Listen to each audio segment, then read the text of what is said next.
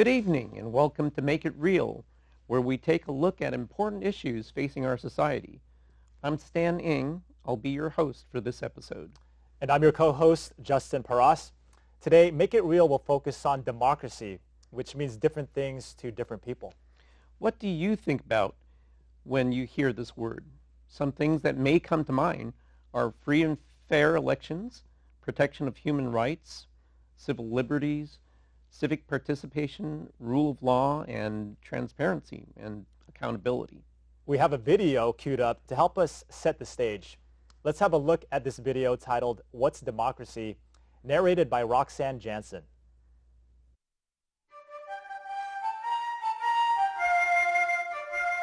Democracy, a term we often hear, but what does it truly mean? At its core, democracy is a system of government where power is vested in the people. It's a social agreement, a collective promise that we make to each other to participate in and respect the process of self-governance. In the United States, democracy is the foundation upon which our nation stands. It's enshrined in our Constitution, a living document that outlines the rights and responsibilities of its citizens and the government. One of the most vital aspects of democracy is the right to vote. This fundamental right ensures that every citizen has a voice in shaping our laws and leadership. Voting is not just a privilege, it's a duty, a way to protect our freedoms and influence our future. Freedom of speech is another cornerstone of democracy. It allows us to express our ideas, challenge authority, and engage in open dialogue. This freedom fosters innovation, accountability, and progress. Our democracy also values the principle of innocent until proven guilty. This ensures that every individual is treated fairly and justly within the legal system. It upholds our trust in justice and equality. Privacy is protected under our democratic framework. With rights such as the need for a search warrant, we safeguard our personal spaces and information, ensuring our freedom from unwanted government intrusion. Democracy is more than a form of government. It is a social agreement and a way of life. It's the shared belief in the power of the people, the protection of our rights, and the pursuit of a just and fair society. Each of us has the responsibility to protect our democracy if we see it as something that we value and want to continue to enjoy. Democracy depends on each of us.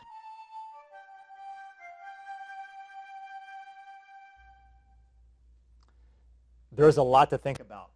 How our society functions versus how it should function.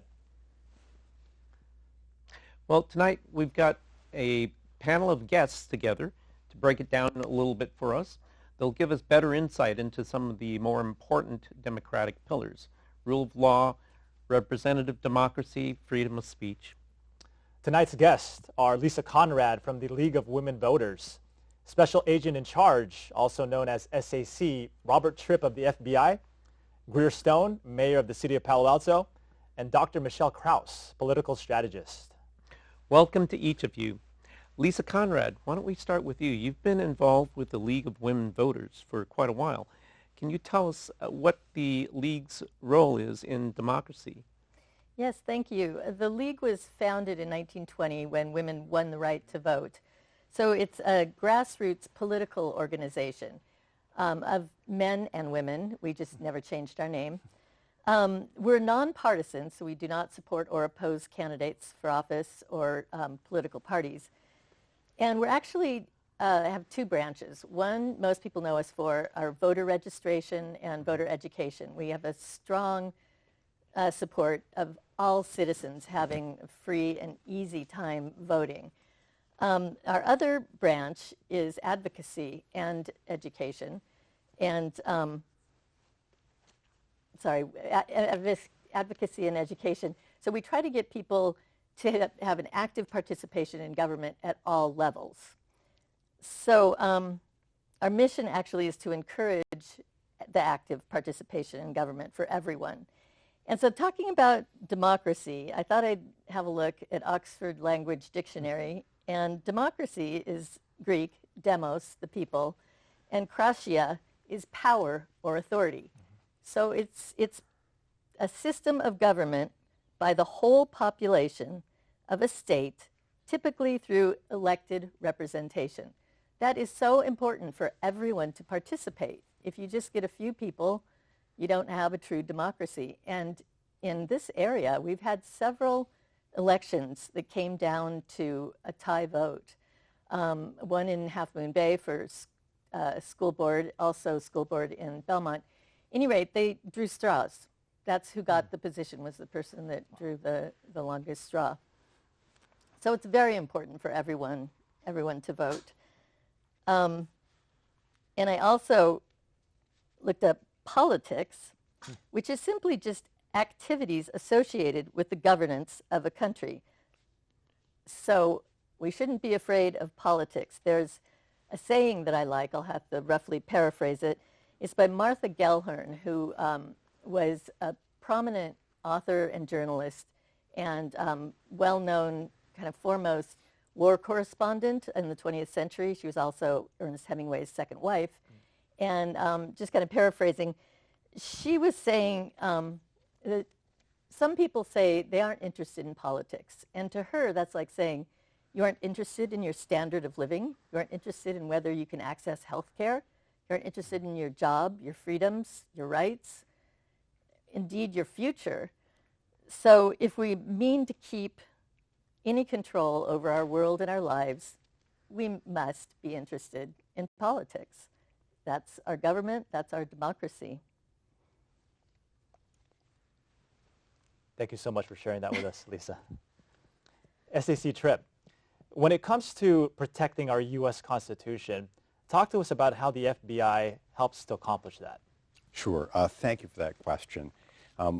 When I think of the Constitution, I can't help but reflect on how protecting the Constitution and upholding constitutional rights is at the absolute heart of the FBI's mission.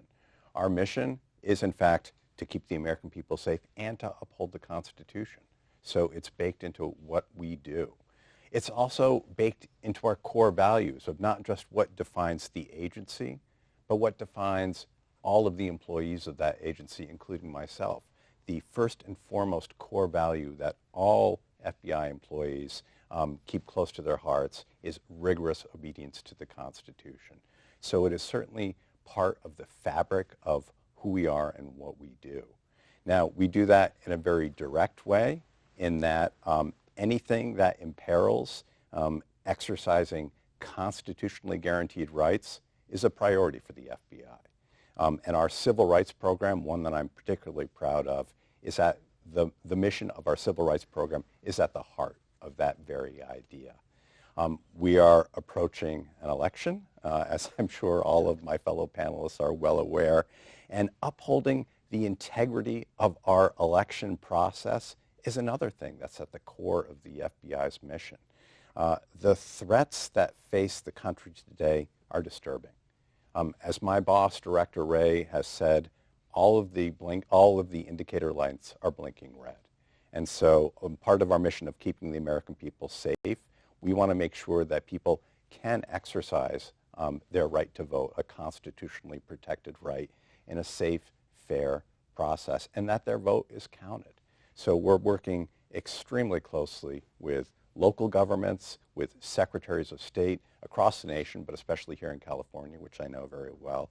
And we're working with our partner federal agencies to ensure that the elections are safe, that there's physical security, physical safety surrounding the election process, that the infrastructure on which the election process rests are cybersecurity, that any threats on that front are fully addressed, mitigated, and understood by all.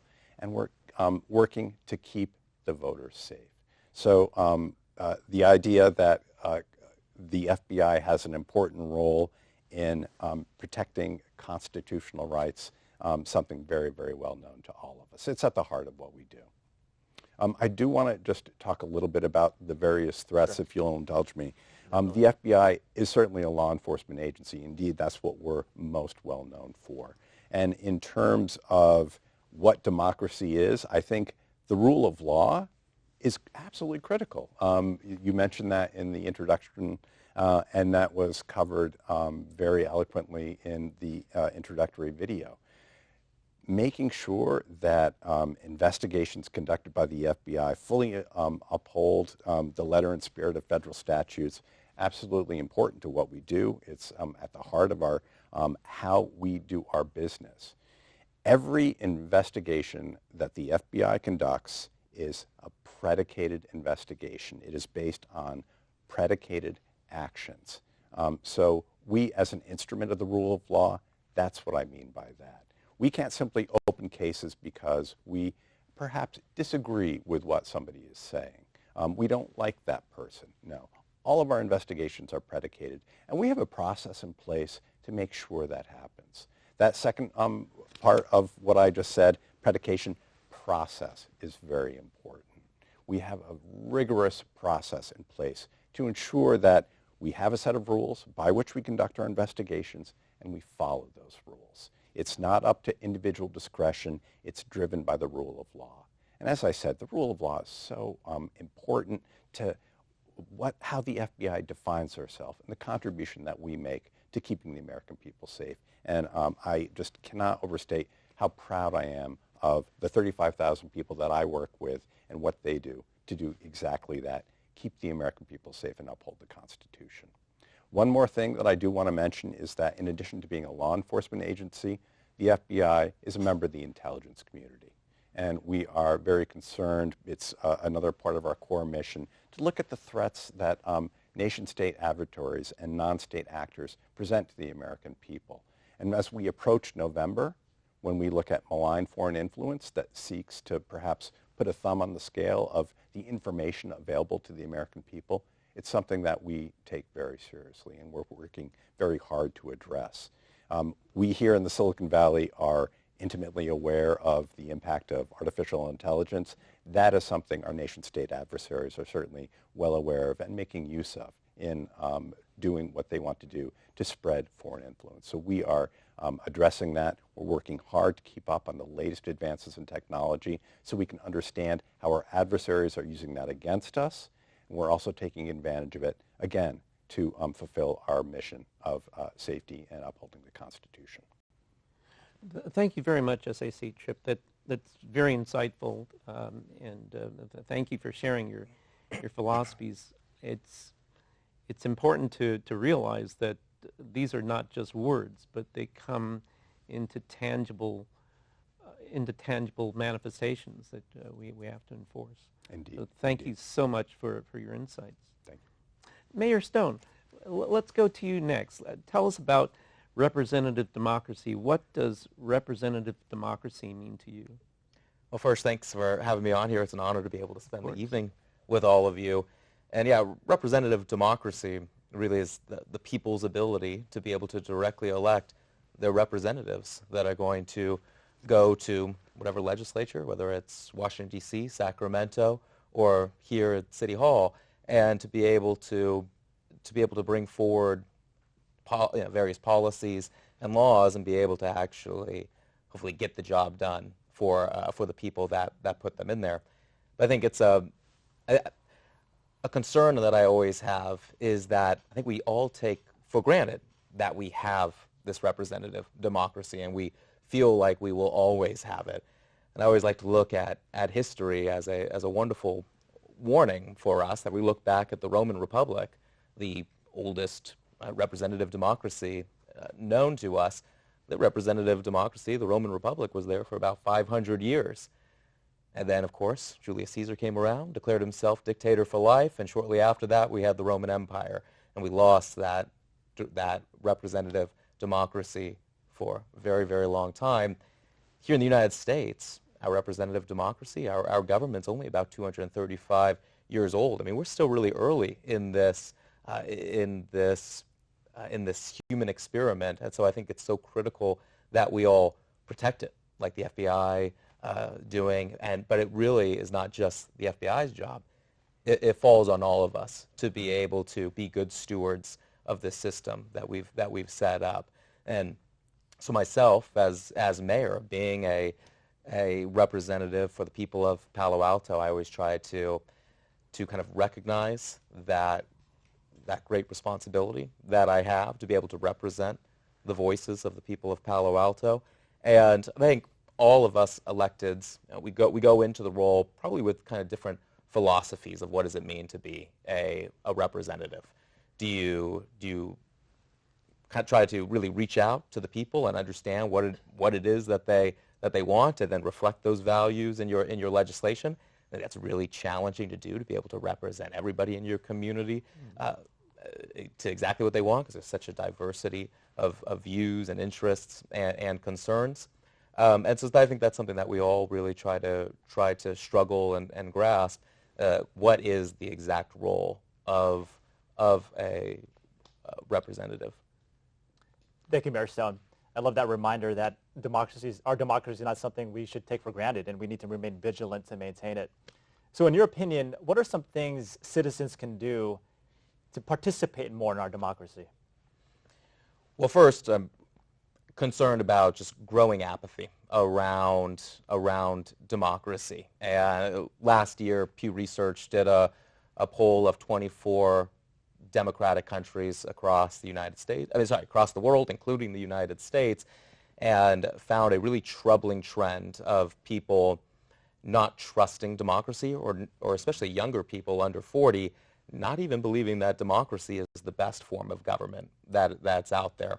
And so we're starting to kind of see this trend, this questioning of democracy, and that really gives me a lot of concern about, well, what is the next best alternative? And we see a lot of people kind of starting to turn towards more kind of strong men type of leaders. We've seen that happen here in the United States. We've seen it happen around the world. And so I think it's really critical that people recognize our system is not perfect, but no man-made system is. And so it is the system that we have. How can we make it better? How can we work together every single day to be able to faithfully kind of get through this journey together, and recognizing our shared humanity, being able to reach across the aisle or whatever it might be, to be able to work with others and find a way to be able to meet that common ground. Because I just think as Americans, or as Californians, or here in Palo Alto, we have so much more in common than what is separating us. Yeah. But I think this feel of, especially in politics, you have to choose a side, has really divided us, and I think that's really alarming. Well, thank you for sharing your insights and raising those very important questions here today. To round off our discussion, we have Dr. Michelle Kraus, political strategist. Michelle, can you elaborate on ways that political strategists help to support and secure representative democracies? I'd be happy to, but first I have to thank you for having me here tonight and with this amazing panel. The League of Women Voters is one of the stalwarts of our political system. They're over 100 years old. I'm honored to be with the SAC, the protector of democracy. We could not move forward without that. And this year, in working with Mayor Stone in Palo Alto, has been an amazing experience as we've worked together through very adversarial situations and found middle ground. It's what a year to be a political strategist. This is probably one of the most challenging times. You know, we work on defining campaigns, mentoring electeds, mentoring candidates, doing issues-based research, which is laborious, and it takes many hands to make sure we know the issues and the facts on either side.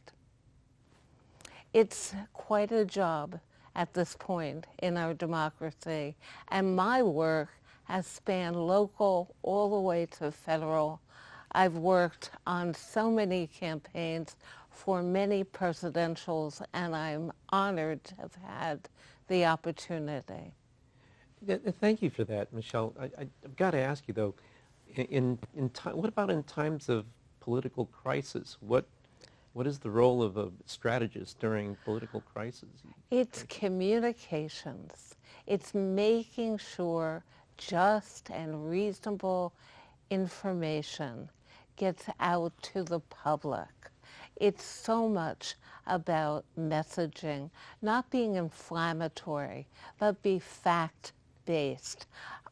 Some of my earliest work was on an adversarial ambassador appointment in a very crisis-oriented industry.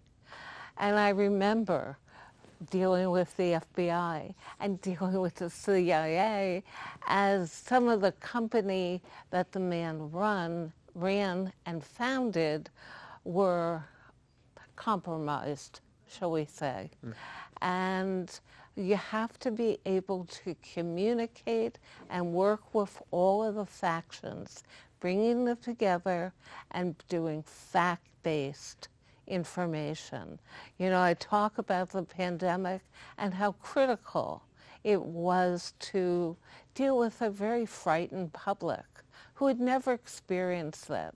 It had been 100 years since our last crisis of a health-based nature. And it was critical for people to get information on a timely basis in the places that they found it, whether it was online, whether it was social, whether it was from their priests, their clergy, their imam, their synagogues, wherever it was, they needed to have the right information coming to them. Yeah, thanks for all that. It occurs to me that a political strategist, they work not to just inflame one side or the other. You really have to build a coalition. You have to walk that tightrope, don't you? You have to come to a consensus somehow, Yes. even in these really divided times. Very, very much so right now.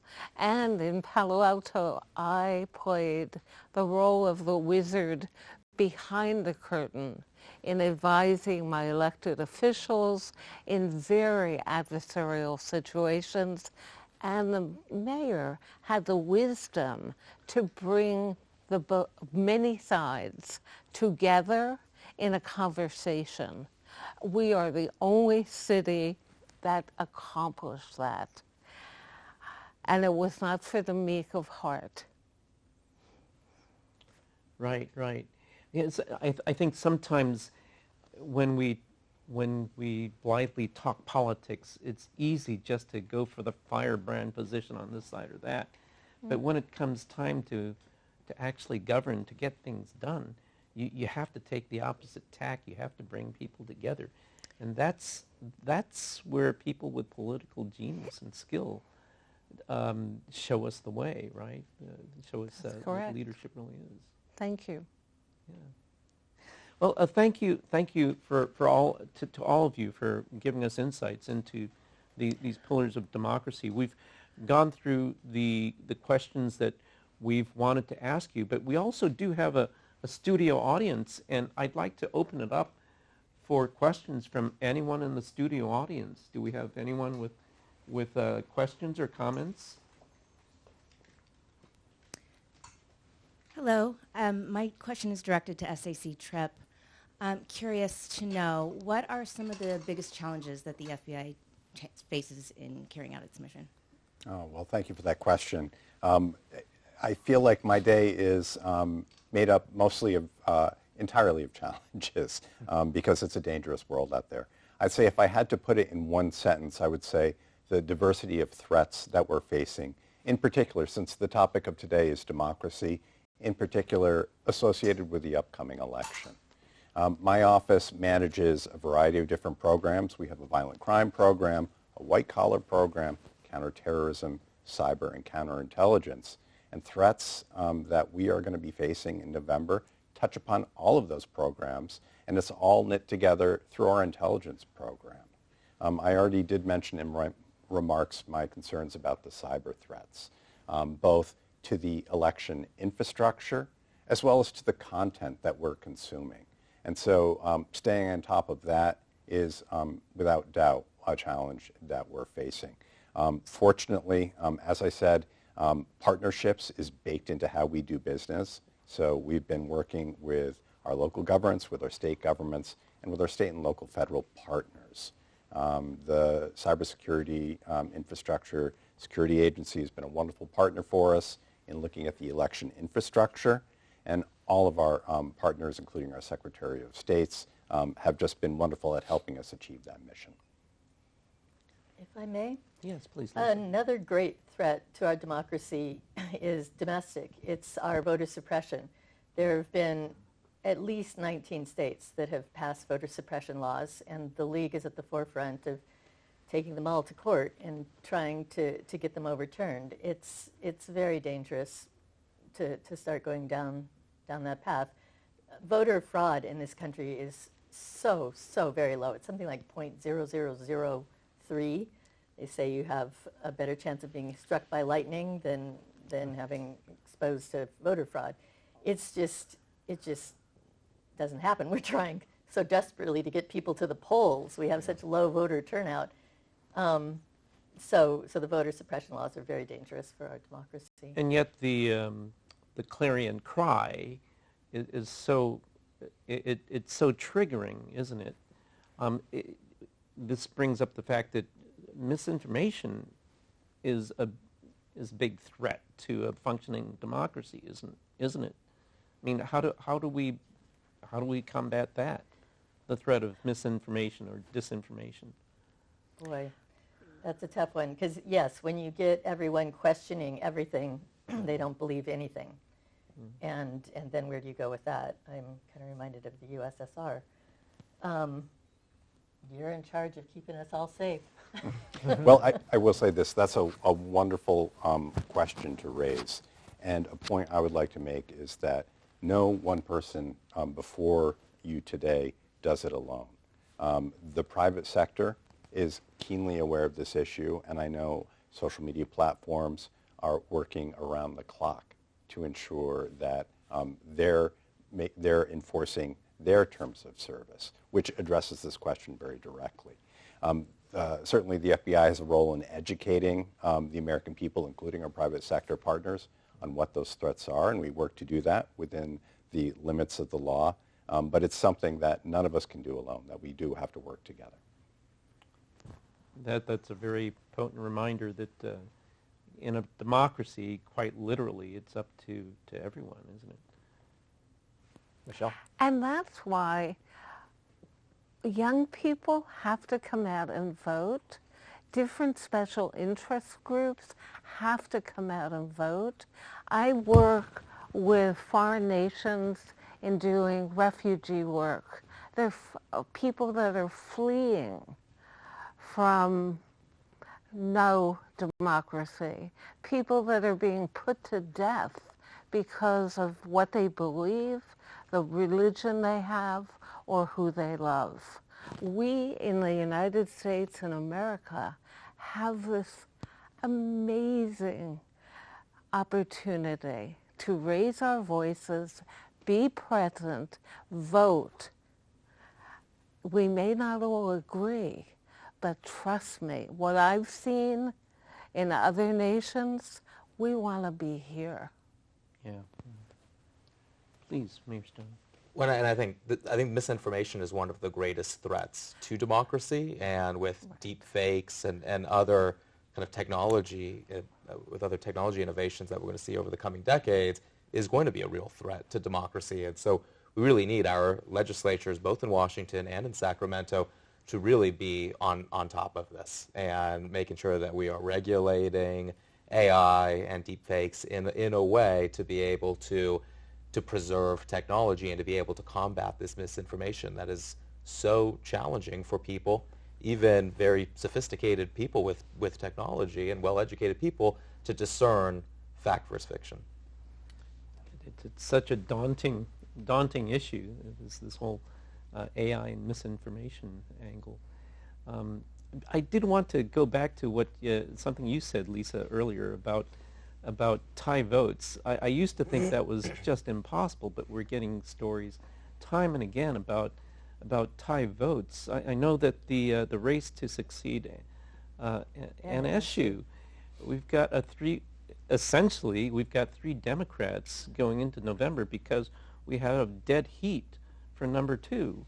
So we've got 3 Democrats in there just because somebody decided not to go out and vote, right? It was a dead heat for number 2, and they did another recount. Both counties did another recount. And, excuse me, Joseph. Joe Simidian, Simidian thank you. did not. Simidian, it lost by 8 votes, I think Yes. it was. Oh, I didn't. And Okay. and he graciously said, I lost by 8 votes. I see. Okay.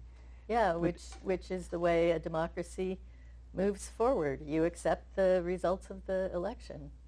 Right, and sometimes I think that message has gotten lost lately, that you have to play by the rules. If you lost, you might not like it, but we all move ahead, right, with the results that the majority has decided. Giants lose all the time, and I accept it. So, not happy about it, but... Right. So do we have more questions yeah. from the audience? Oh, we have one. Please.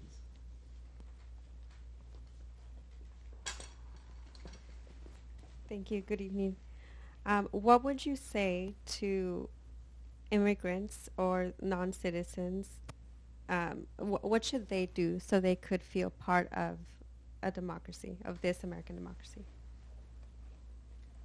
Well, I can start that off. It was a great question by my beautiful wife. So let me start the answer. I think that's a challenge. I mean, we talk so much about this representative democracy and the power of voting, and then we disenfranchise such a large percentage of the population who, by all indicators, should have the right to vote, but who cannot. And so I do think it's really critical that we do find ways to be able to engage populations who are unable to vote. But fortunately, there are so many ways that the community can get involved within our democracy that is not either running for office or for voting. You can, one of the great things about this, especially here in California, we have public meeting laws where you are able to go to any public meeting and be able to speak in front of your legislature, and whether that's in Sacramento, the county, your local school board, or your local city council, you can be engaged in that level. You can reach out to your local officials and schedule meetings with them. You can volunteer on campaigns, and most jurisdictions have a lot of, like the city of Palo Alto, a lot of boards and commissions without citizenship requirements or other type of onerous requirements that might prevent people. So there's a lot of ways to be able to engage in our democracy that goes even beyond voting. Yes, I'd like to add. Representative democracy, they want to hear from their constituency. And you can write letters, you can send emails. Right, when you go to speak at a public meeting, they don't say, are you a citizen? It's not important. You live there, you're in the district, and they you have need to something know say. what's going on in the community, no matter who's saying it, right? Because they're whoever speaks has a sway over their neighbors, right? Yeah. Michelle, what are you going to? Civic engagement is the core. People that are citizens and people that are not yet citizens, they have to become educated of what the process is, and someone needs to take them by the hand and tell them. And that's a good deal of what the League of Women Voters does, is education. It's part of their core nonprofit, nonpartisan status. And there are many groups like that throughout this diverse United States. Many people don't have time because they're working 2 jobs, but I believe there's Saturdays, there's Sundays, there's their children that are coming home and telling them the issues they're learning in civic education, hopefully. There's opportunity, and I think what the president just spoke of, by a route for immigrants to become citizens that are spouses or soon-to-be spouses, we now have more roadways for people to know the process and know the steps. That was his announcement on Tuesday. Right. And mentioning civic education, I think that would go a long ways to helping with the people not believing the dis and misinformation. We've really let civics slide in our educational system. It's just not covered.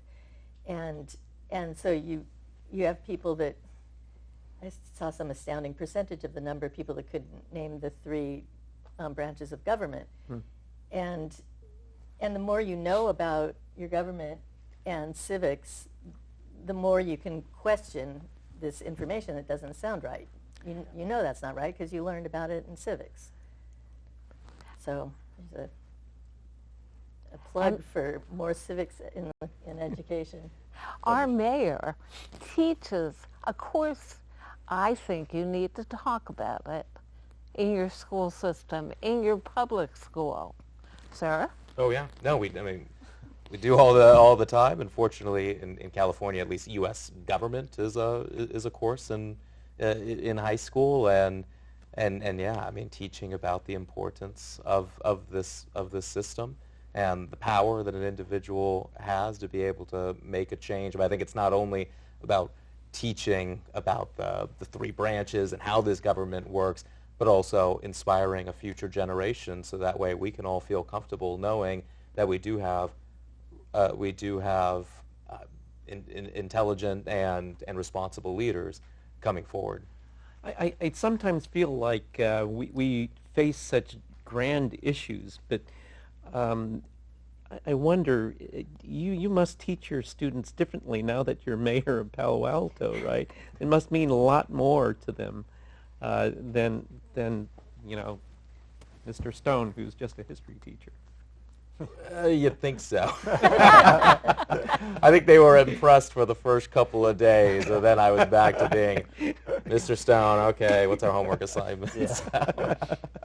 But it is fun being able to be able to share my own real-world experiences with them, and to be able to connect with them in that way, and also be able to bring in elected leaders. I might reach out to the FBI now. And, do it. Oh, all right, wonderful. So. I think it's important to realize that politics, I feel like we're bombarded with politics at the national level, but arguably what goes on in your own backyard matters as much to you as anything at the national level. I mean, whether you have enough parking in front of a business, I know was a big issue in Palo Alto. To a small business owner, that is an immediate threat that they want to talk about. Whichever side of the issue you're on, it affects you immediately, right? So sometimes I think that we don't pay enough attention to the local level, to things at the local level, in addition to everything else that we need to take care of. Yes, all politics is local. It all starts there. And we do presentations to senior civics classes, and I did one where I mentioned the drawing straws, and they were appalled that that's how the person got the position. And I like to mention that the school board makes the decisions on the homework, how much homework, what kind of homework they're going to get. I mean, it's stuff that applies to you right now. Right. Could I add just one point to the original question? This doesn't directly answer the question, but it's pertinent for me to make this point, that if somebody does feel that they are a victim of a federal crime, or if they feel they have information that would go to the mission that I spoke of keeping the American people safe. The FBI is not looking at your citizenship. We talk to all people, and people should not be afraid to come visit us. It's a very important point, and I just wanted I wanted people to know that. Thank you. That bears repeating. That because of all the things you hear in the media, people just are afraid to stick their head above the parapet. You know? Absolutely, and building trust with people in disadvantaged communities, in communities that feel under threat, is a challenge that we face. It's something that we work at on a daily basis. As I said, there are only 35,000 FBI employees, but we're approaching 350 million American people. I was doing that math in my head. My gosh. It's a 10,000-to-1 ratio. Yeah. Without the cooperation, without the trust of the people we serve, we're so much better with that trust. Well, let me ask you all, if let's say like an ordinary citizen just feels like, God, there must be more that I can do. Voting is just not enough. What more can I do? Michelle, please. Well, I will give you something to talk about, Zach. The Citizens Academy for the FBI. I went through it myself. The producer of the show went through it herself. It is extraordinary. It demystifies and educates so many of us on what the FBI does, who the agents are, what their roles are, what their backgrounds are. It's extraordinary, and perhaps you'd like to talk about it. Thank you. We do have a Citizens Academy. As I said, outreach, building trust with the American people, the American peoples, the communities out there is so important to what we do. And the Citizens Academy is a great way for us to do that. It's an 8-week course. It's quite a commitment, 3-hour sessions times 8. After work, that can be a challenge. But we do invite the people we serve into our office. We let them talk with the agents, the analysts, the professional staff that accomplish our mission. And we give them that insight of what it's like to be in our organization, to do our jobs, so we can build that trust. Well, that sounds fascinating. Is it oversubscribed? Or? It's always oversubscribed, but you got to be in it to win it. So we encourage people to contact our office, FBI.gov. They're easy to follow. Links to the San Francisco office. Send us an email, and we'll get you on that list. Great. And I went through it too and vouch. Oh, Great nice, program. nice. Unsolicited testimonials right here. Wonderful. Thank you. All right. Oh, yeah, go ahead. Do we have any final? We're almost out of time. Do we have any closing comments here? Okay. Final Well, thoughts. I'd just like to say a favorite statement of League members is democracy is not a spectator sport. You've got to participate. Great closing thought. All right. Well, thank you all for coming on to the panel. The conversation was insightful, thought-provoking, and eye-opening at the same time. So thank you all for being here. And we hope you come back on Make It Real some other time. Thank you.